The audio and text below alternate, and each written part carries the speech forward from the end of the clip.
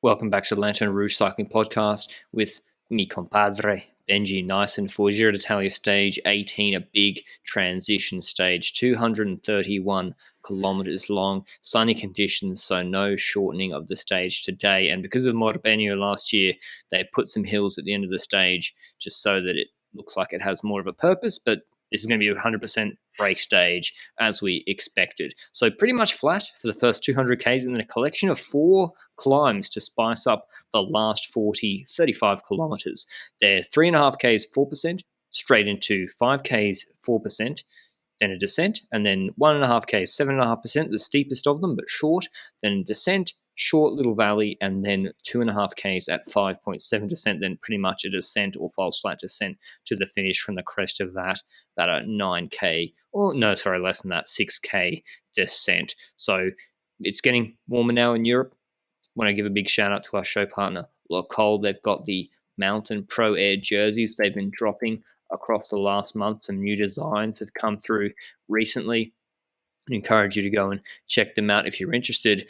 One of the super fans, long-time listener Graham, told me that the LRCP20, all caps LRCP20 discount code works on top of already discounted items, which is a bit of a life hack. So if you want to get a Pro Air jersey or the new Pro Aero jersey, you can go and check them out on our show partner, Cole. But Benji, I want you to explain to me why Peter Sagan personally was chasing down breakaways today, trying to limit people getting in the break.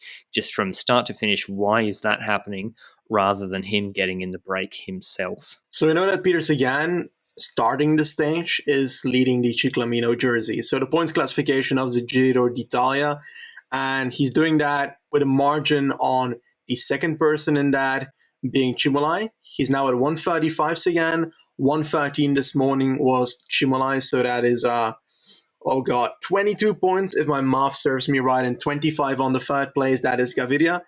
We know that Gaviria has UAE around him. We know that Cimolai has Israel around him. Sagan has Bora around him. And when it comes to forming a breakaway, a lot of teams today are going to be interested to get into that breakaway because the stage on paper looked like a breakaway stage because there's only those 3 riders that have a team that might be interested in a potential sprint. But Cimolai and Israel haven't done so for the entirety of this Giro, and they haven't really put much into Cimolai when it comes to trying to catch people and trying to catch back certain areas and breakaways to try and get this Ciclamino with Cimolai. So I wasn't expecting anything from Cimolai and Israel in regards to trying to control the breakaway today. The point classification of the Giro is a bit different than the one from the Tour de France. The Tour de France has the super sprints on every single stage. The intermediate sprint that gives you 20 points. In the Giro, that is scaled between the types of stages. So you've got category A plus B stages, category C stage, and category D and E stages. In category A stage, which is basically the flatter ones, you've got 20, 12, and so forth as the points to gain if you go in the breakaway. And in all honesty, well, the ones on mountain stage just aren't that worthy to go into. And that's why he's thinking, if I save it here, if I close down the breakaways that include, well, my 2 closest opponents, then I will not have the issue that they will certainly gain points today. And with the limited amount of points that being given in the next few days, it's going to be very much unlikely that they're going to be taking all those points again and taking them away from me. It's kind of resulted in a bit of defensive racing from Bora. They didn't get anyone into this break, which I think even with the Ciclamino the sort of rationale Benji described, it's still, they could have put Aliotti or Grosjean or Benedetti. Surely one of them could have gotten a break and then had Os maybe policing with Sagan behind. But we had a big, strong break that did go, and then Ineos completely switched off. Peloton's irrelevant today. I think they're still riding as we're recording. Here's the break. Rivi, Nico Denz, Wesley Crater, Battistella, Zana, Gavazzi, Mosca, Cataldo, Ponema, Oldani, quick man for Lotto Soudal, Desfazion, Pelot, Recese, Roche, Consoni, the lead-out man for Viviani, Vermeersch, quite strong for Alpecin, Gorka, Izagirre, Vendrame, already won a stage, Niki Asant, he's won stages this year from break before, Bevan, sort of strong in Romandy, Cavagna, Bettiol, and Diego Ulysses. So the big favourites out of that group were Ulysses. I mean, he's won a Giro stage every year of his life, Bettiol and Cavagna, because we do have those collection of hills. So Ulysses if it's a sprint and it's really even further reduced, or Bettiol, Cavagna on the attack. And I think we'll fast forward, Benji, to the base of the first hill, because pretty much nothing happens. It's the large group, and we knew with 200 Ks done, they were going to attack on that first hill, which wasn't particularly steep. And it was Nico Roche, I think, leading a group with Bettiol, and it was a bit of tension, Benji, between there's the sprinty boys in the group like Arndt, and then the climbing guys who know they can't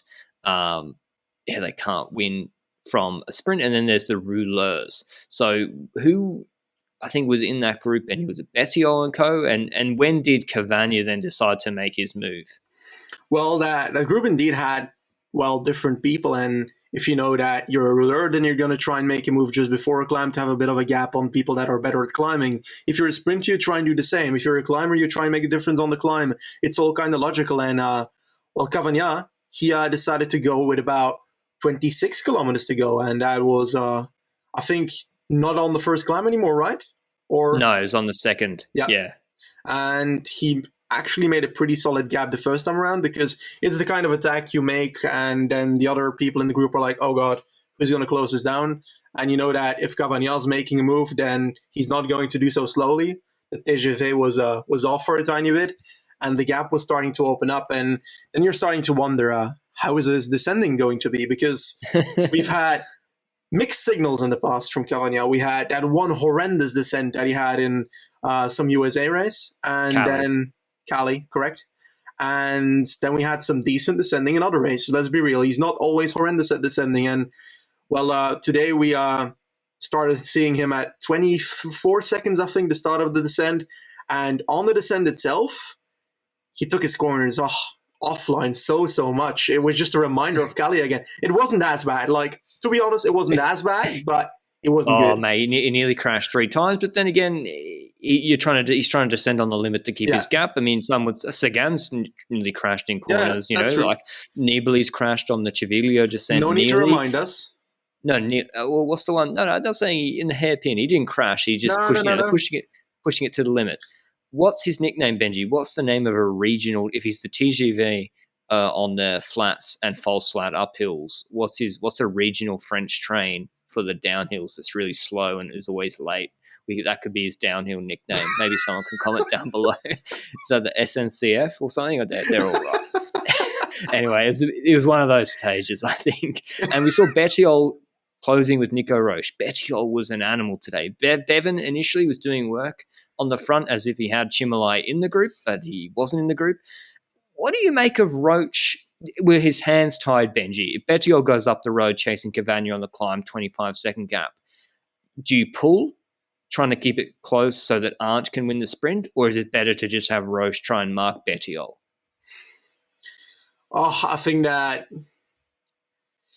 it's a good question. I think that I would have been working together with Bettiol as Roche, because you've still got the next climb to try and get rid of him. The problem is that Bettiol is obviously a better sprinter than Roche, which means that if they end up in the same group at the finish line, then he's not going to be beating him. So he needs to drop him. And in all honesty, so far in that stage, I didn't see any weakness in Bettiol more than Roche. So I kind of understand that Roche didn't take over.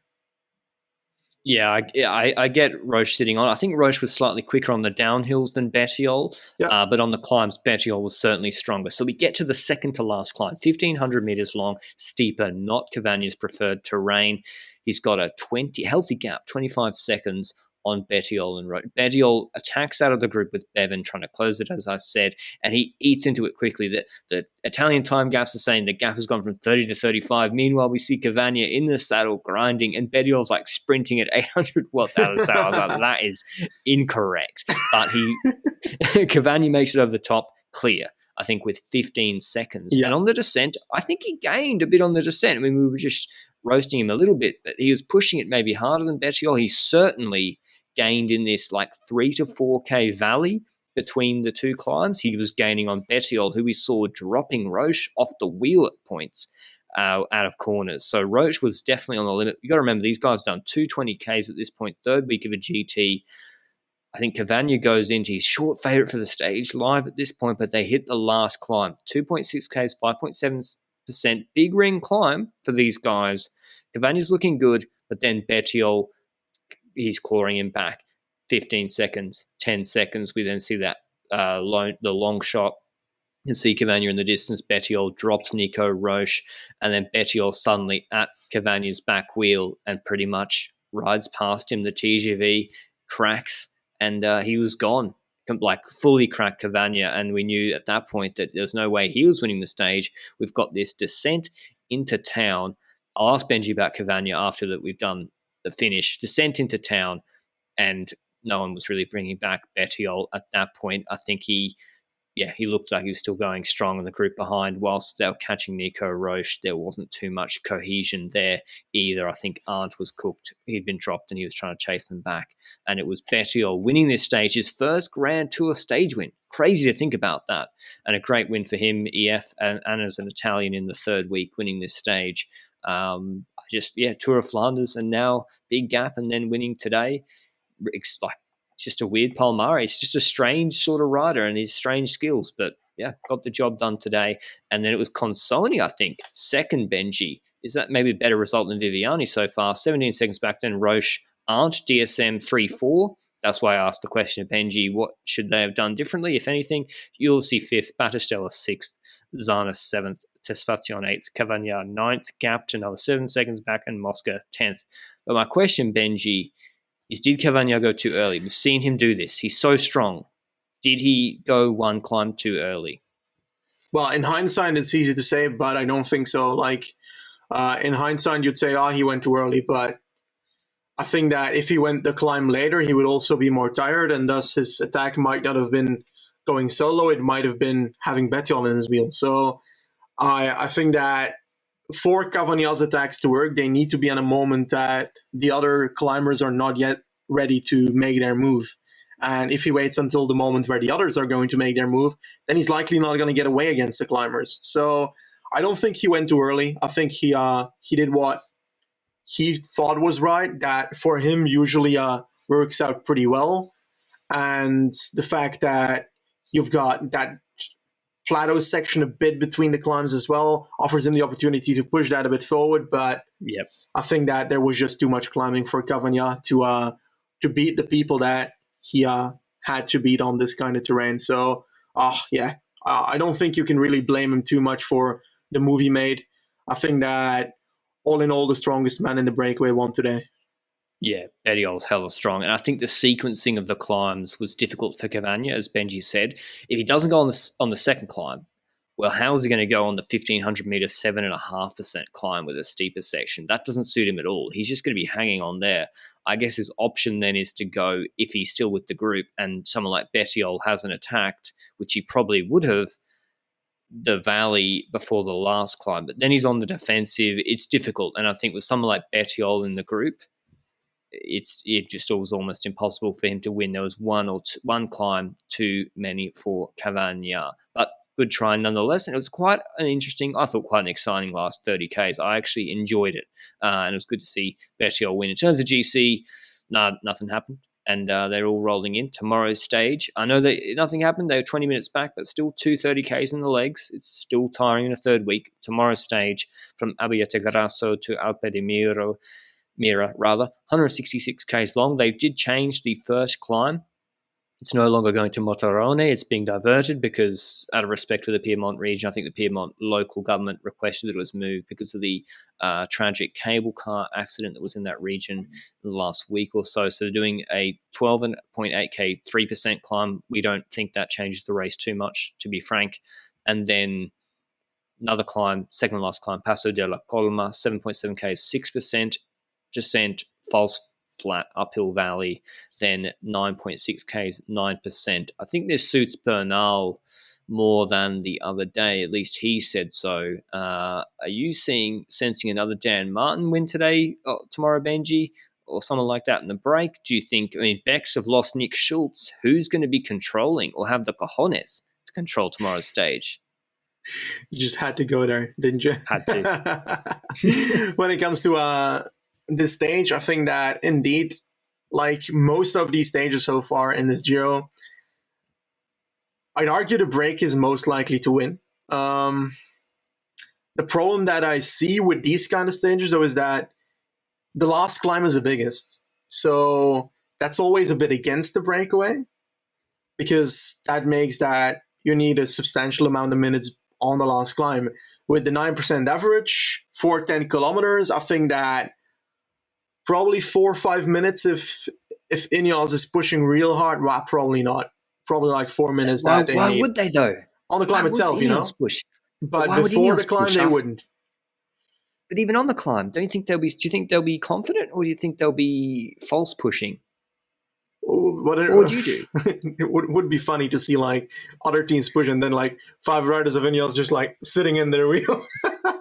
But you're right. Like today was very good for them. That it's a slow tempo in the peloton, finishing 20 minutes behind. It's good for Bernal that nothing happened on today's stage. On tomorrow's stage, he's gonna get people that are pushing against him. But who's left? Like, let's be honest. Trek is in shambles with Ciccone out of the race. Yeah. Nibali's hand is not pretty great at the moment. Then you look at, like you mentioned, Nick Schultz being gone for Yates' team. That's his best climber that was helping him out. And then we look at Caruso's team, and you've got the fact that half their team is gone. And who's left? I don't think Arashiro is going to make the difference on the last climb today. No offense to Arashiro, he's a nice guy.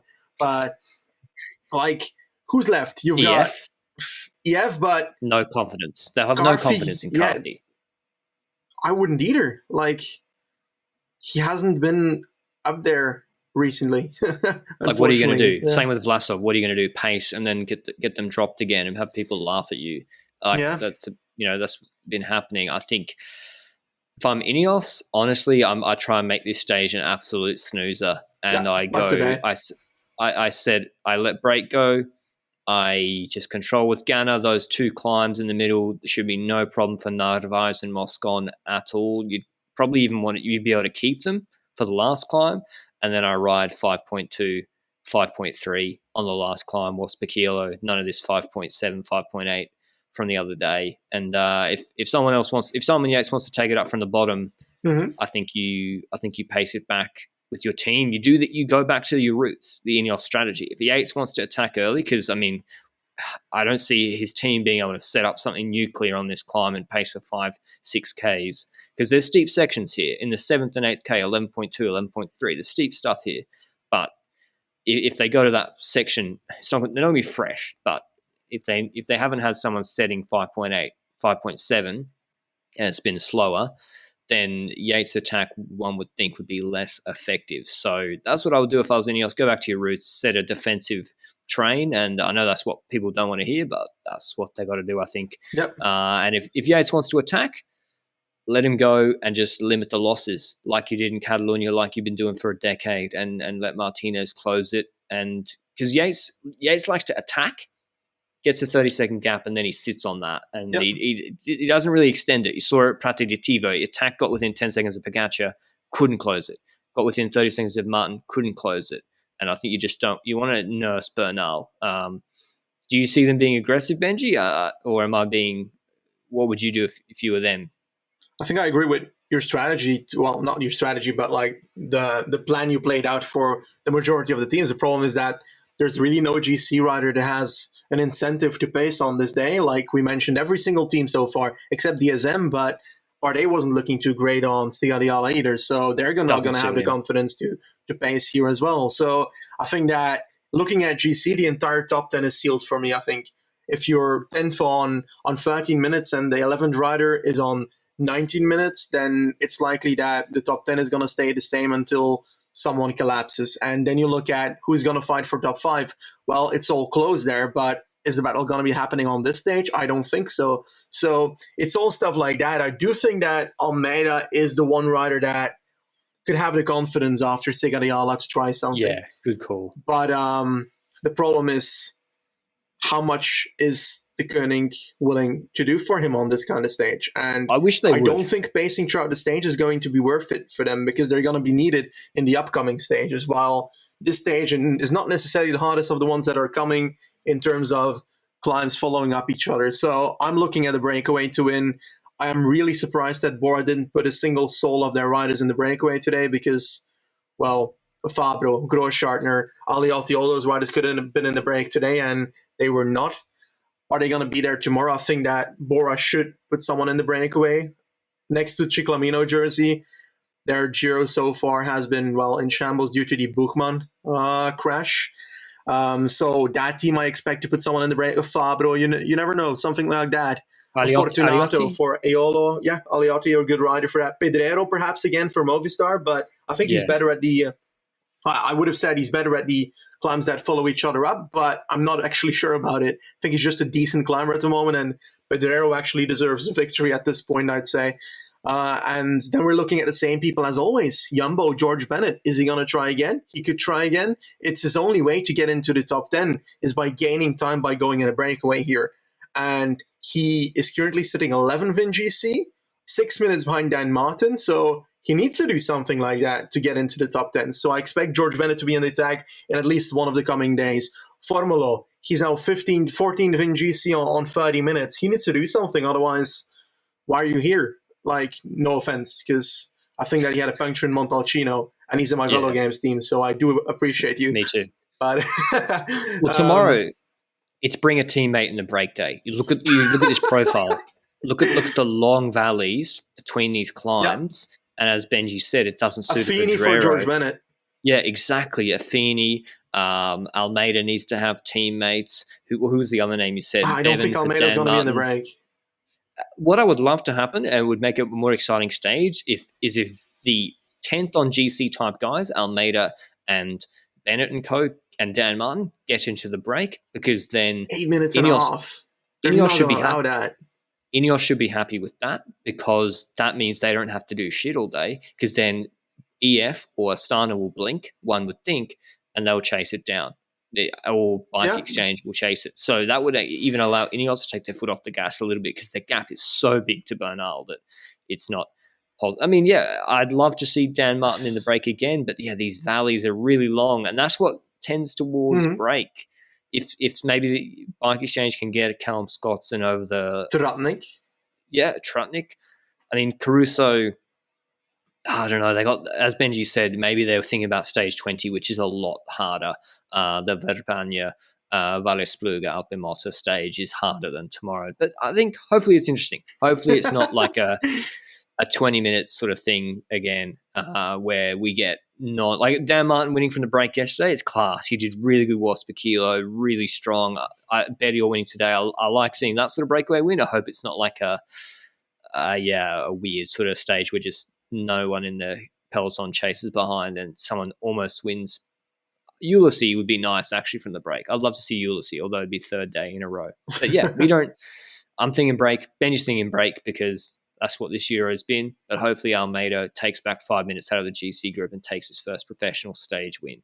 We'd love to see it. Any other last thoughts on today or tomorrow, Benji? I think that today's stage was a bit of a snoozer, personally. It was a bit of a meh third week stage. I got to be honest in that. I think that tomorrow is going to be similar, but I'm very much looking forward to the mountain stage afterwards. And I hope that the rest of this week becomes as interesting as the Sigadiala one, because this Giro could very much become a very close one by the end, unexpected a few days ago. But I don't really have too much to add next to that. I think that that's about it. We got the Criterium de Dauphiné coming up this weekend, which is insane to think about. We're not prepared for it. Our bodies aren't ready, but we'll be covering it nonetheless. But until tomorrow's Stage 19 recap, ciao.